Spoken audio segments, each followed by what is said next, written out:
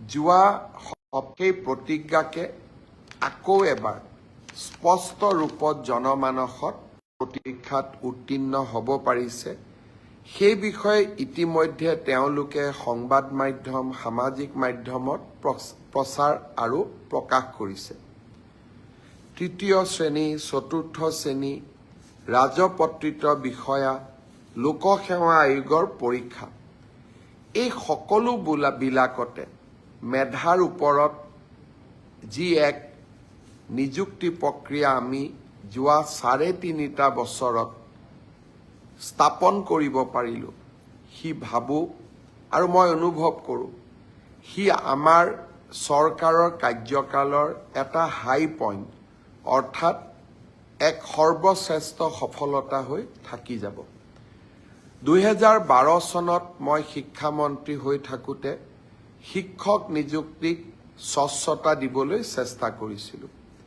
আজি ২০২৪ চন পাৰ হৈ যাব, ২৫ত আমি ভৰি দিম।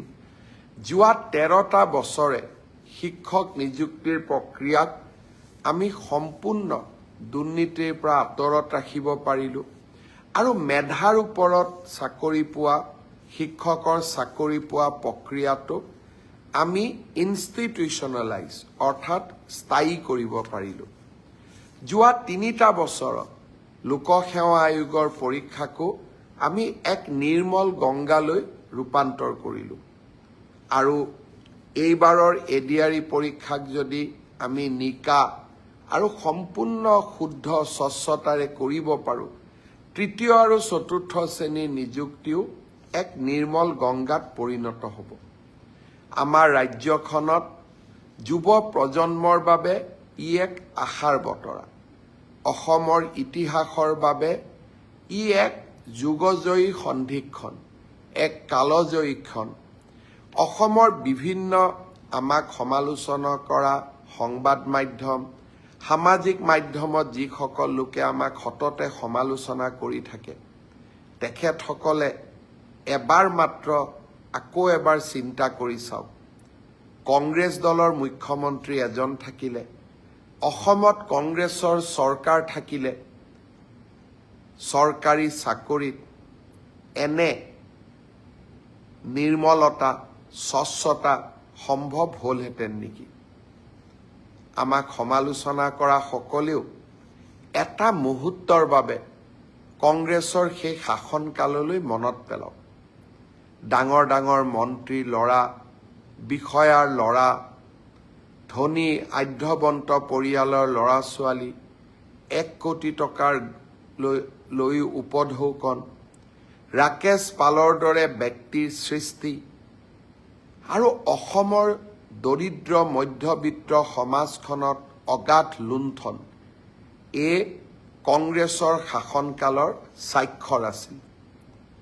আজি আমাৰ শাসনকালত আমি সেই ব্যৱস্থাক প্ৰত্যাহ্বান জনালোঁ, সেই ব্যৱস্থাক আমি সফলতাৰে পৰিৱৰ্তন কৰিলোঁ আৰু আজি সমগ্ৰ দেশেই স্বীকাৰ কৰিবলৈ বাধ্য হৈছে যে আজি অসমৰ চৰকাৰে, অসমৰ ৰাইজে টকা পইচা নিদিয়াকৈ চাকৰি পোৱাৰ ব্যৱস্থা এটাক আদৰণি জনাইছে আৰু তাক আমি আনুষ্ঠানিক ৰূপ দিছোঁ। পৰীক্ষাৰ ফলাফল হ'ল, এইবাৰ এই পৰীক্ষাৰ ফলাফলত দুটা নতুন বৈশিষ্ট্য আছিল। যোৱা কিছুদিন আগতে কেবিনেটত আমি এটা সিদ্ধান্ত লৈছিলোঁ, অসমৰ আটাইতকৈ আদিমতম আৰু আটাইতকৈ প্ৰাচীন জনগোষ্ঠী দুটাই আছিলে মৰাণ আৰু মটক। যিকোনো কাৰণতে শৈক্ষিকভাৱে পিছ পৰি থকা বাবে সেই জাতিটোৰ পৰা আজিও দুইটা জনগোষ্ঠীৰ পৰা আজিও এজন মেজিষ্ট্ৰেট বা ডিএছপি বা লোকসেৱা আয়োগত পৰীক্ষা পাছ কৰা যুৱক যুৱতী আমি ভবা ধৰণে নিৰ্মাণ কৰিব পৰা নাছিলোঁ।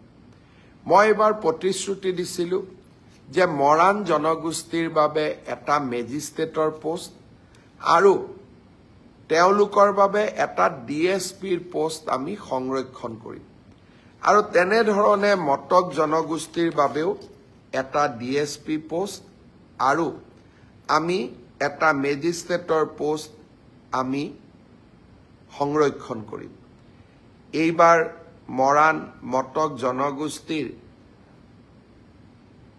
স্বাগতা বৰুৱা আৰু মৰাণ জনগোষ্ঠীৰ সেউজ দহোটীয়াই এই সংৰক্ষিত আসনত ACSত উত্তীৰ্ণ হ'বলৈ সক্ষম হ'ল।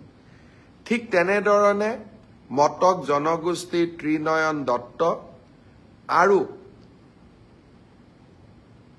প্ৰাচিত মৰাণ জনগোষ্ঠীৰ পৰা DSP পোষ্টত সংৰক্ষিত আসনত নিযুক্তি পাবলৈ সক্ষম হ'ল। ইয়াৰ উপৰিও মটক জনগোষ্ঠীৰ 3 গৰাকী যুৱক যুৱতীয়ে সুস্মিতা বৰুৱা, দিবাকৰ গোহাঁই আৰু ইন্দ্ৰাণী সেনাপতিয়ে মেধাৰ ভিত্তিত লোকসেৱা আয়োগৰ পৰীক্ষাত উত্তীৰ্ণ হ'বলৈ সক্ষম হ'ল। যি ধৰণে আমি অসমৰ খিলঞ্জীয়া জাতি সত্তাসমূহৰ উত্থানৰ বাবে কাম কৰি আছো, এই অসম লোকসেৱা আয়োগৰ পৰীক্ষাত মৰাণ আৰু মটক জনগোষ্ঠীয়ে পোৱা ন্যায়ে আমাৰ চৰকাৰৰ অসমৰ খিলঞ্জীয়া জাতি সত্তাৰ প্ৰতি থকা একান্ত শ্ৰদ্ধা আৰু ভক্তিক আকৌ এবাৰ সন্মুখলৈ লৈ আহিলে। এই কামবোৰ আগৰ চৰকাৰবিলাকৰ দিনতো হ'ব পাৰিলেহেঁতেন, কিন্তু আজি আমি সেই দায়িত্বসমূহ পালন কৰিছোঁ আৰু সৰু সৰু কাম, যি কামসমূহে অসমীয়া জাতিৰ মাজত সমন্বয়ৰ এটা নতুন সেতু নিৰ্মাণ কৰিব, সেই কামবিলাক এটা এটাকৈ আমি সমাপন কৰিবলৈ আগবঢ়াই নিবলৈ প্ৰচেষ্টা কৰিছোঁ। মন্ত্ৰীসভাৰ সম্প্ৰসাৰণ হ'ল। এই মন্ত্ৰীসভাৰ সম্প্ৰসাৰণৰ পিছত অসমৰ চাহ জনগোষ্ঠীৰ প্ৰতিনিধি ৰূপেশ গোৱালাক গৃহমন্ত্ৰীৰ দৰে গুৰুত্বপূৰ্ণ দপ্তৰত কাম কৰিবলৈ আমি সুবিধা দিছোঁ। বৰাকৰ পৰা 2জনকৈ মন্ত্ৰীক আমি অন্তৰ্ভুক্ত কৰিছোঁ। অসমৰ প্ৰতিটো জাতি জনগোষ্ঠীৰ মাজত এক বিশ্বাসৰ বাতাবৰণ নিৰ্মাণ কৰিবলৈ আমি প্ৰচেষ্টা কৰিছোঁ। মই ভাবোঁ আমাৰ চৰকাৰৰ দিনত প্ৰতিটো দিনেই আমি কৰি অহা ইতিবাচক কামসমূহে আমাৰ সমাজখনক এক নতুন মাত্ৰা দিব। ইতিহাসৰ কালখণ্ডত আমাৰ চৰকাৰৰ এই সময়ছোৱাত কৰি যোৱা ইতিবাচক কাম কাজবোৰক ইতিহাসৰ কালচক্ৰই স্বীকৃতি দিব। চাওঁতে চাওঁতে 2024 বৰ্ষটো আমি পাৰ কৰিবৰ বাবে গৈ আছোঁ। বৰদিনৰ উৎসাহ, নতুন বছৰৰ উৎসাহ উদ্দীপনাই অনাগত দিনকেইটাক আমাক আপ্লুত কৰি ৰাখিব। আনন্দৰ মাজতেই বহু পৰিয়ালৰ মাজত দুখৰ বন্যাও আহে। বিশেষকৈ এই সময়ছোৱাত গাড়ী মটৰৰ এক্সিডেণ্ট বাঢ়ে, মটৰচাইকেলৰ এক্সিডেণ্ট বাঢ়ে। আনন্দ উৎসাহৰ সময়খিনিতে বহু ব্যক্তিৰ জীৱনলৈ দুৰ্বিষহ নামি আহে, অন্ধকাৰৰ কলীয়া ডাৱৰ নামি আহে। বহু পৰিয়ালে এই সময়ছোৱাতে জীৱনৰ আটাইতকৈ দুখৰ সময়খিনিৰ সন্মুখীন হ'ব লাগে। ইয়াৰ মূল কাৰণেই হৈছে সাৱধান নোহোৱা।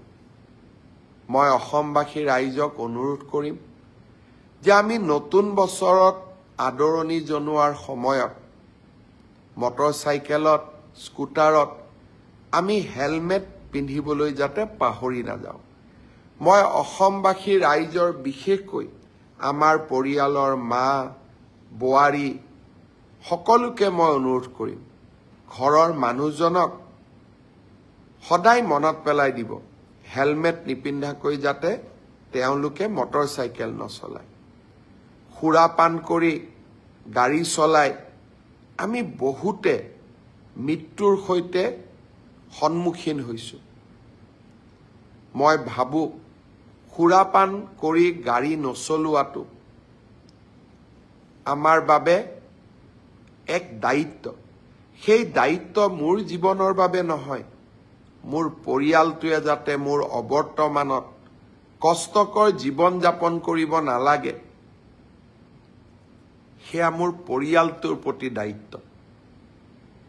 মইতো নোহোৱা হৈ যাম, মোৰ অবৰ্তমানত পৰিয়ালটোৰ উপাৰ্জন ক'ৰ পৰা আহিব, পৰিয়ালটোৱে কেনেকৈ চলিব, যি মাতৃৰ বুকু সুদা হ'ব সেই মাতৃক সেই ক্ষতিপূৰণ কোনে দিব। মোৰ অনুৰোধ, হেলমেট নিপিন্ধাকৈ এইকেইদিন বিশেষকৈ এই 15টা দিন স্কুটাৰ মটৰচাইকেল একেবাৰেই নচলাব। আপুনি যদিও সুৰাপান নকৰে, সন্মুখৰ পৰা অহা ট্ৰাকৰ ড্ৰাইভাৰজনে যে সুৰাপান নকৰাকৈ থাকিব তাৰতো কোনো গেৰেণ্টি নাই। সেইবাবে আমি নিজেই নিজক ৰক্ষা কৰিব লাগিব, নিজেই আমি সাৱধান হ'ব লাগিব। আপুনিও সুৰাপান কৰি গাড়ী নচলাব। লাহে লাহে শীতৰ ৰাতিবোৰ আকৌ আমাৰ মাজলৈ উভতি আহিছে। শীতকালত ৰাতিপুৱা সময়ত কুঁৱলীয়ে সমগ্ৰ পৃথিৱীখন ঢাকি ৰাখে। যোৱা বছৰ দেৰগাঁৱত হোৱা সেই দুখ লগা দুৰ্ঘটনাৰ ছবি মোৰ এতিয়াও মনত আছে।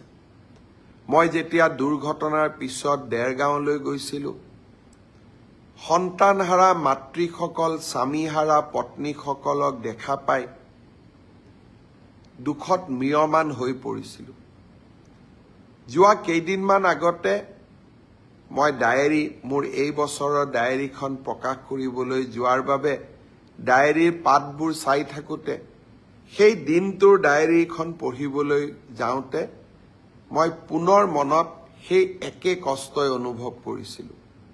মই অনুৰোধ কৰিম, পিকনিক আমি খাব যাম, কিন্তু কুঁৱলী থাকোঁতে বাছখন কুঁৱলীৰ মাজেৰে চলাই লৈ যোৱাৰ কোনো প্ৰয়োজন নাই। আমি আমাৰ সময়সীমাৰ পৰিৱৰ্তন কৰিব পাৰোঁ, ড্ৰাইভাৰজনক ভালকৈ শুব দিব পাৰোঁ, আৰু ড্ৰাইভাৰজনে যাতে মদ নোখোৱাকৈ পিকনিকৰ বাছখন চলাইছে তাক আমি চাব পাৰোঁ।